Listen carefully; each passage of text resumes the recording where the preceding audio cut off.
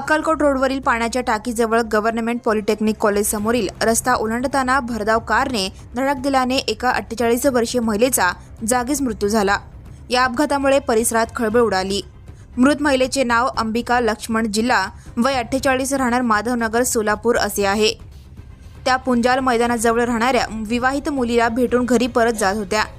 GP college समोरील रस्त्यावरून माधवनगरकडे जाणाऱ्या रिक्षाची वाट पाहत रस्ता ओलांडताना हा अपघात घडला।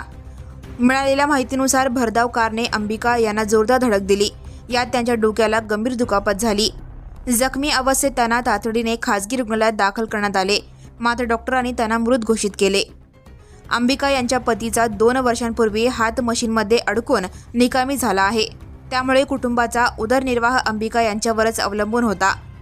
त्यांना 4 मुली असून त्यापैकी 3 मुलींचे लग्न झाले आहे, तर एक मुलगी विवाहयोग्य आहे। या अपघाती निधनामुळे जिल्हा कुटुंबावर दुःखाचा डोंगर कोसळला आहे। या घटनेचा अधिक तपास पोलीस करत आहेत। मी विश्वनाथ तुपण्णा बदलापुरे, सामाजिक कार्यकर्ता आणि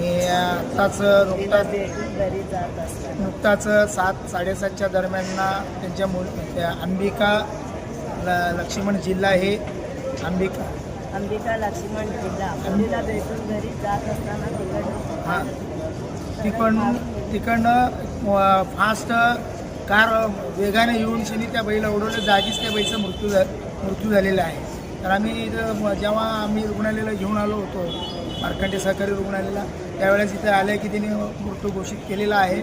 तर त्यासाठी आता काय पुढील ते काय पोलिस पुढील तपासणी ते काय पोलिस करत असतील ते त्यासाठी आम्ही थांबलेलो आहोत। आणि त्यांना त्यांच्या मिस्टरांचं गेल्या ह्याच्यामध्ये म्हणजे मशीनमध्ये हात गेलेला आहे आणि 4 मुली आहेत त्यांना। कुठला आधार नाही आहे त्या 4 मुलींच्या पाठीमागे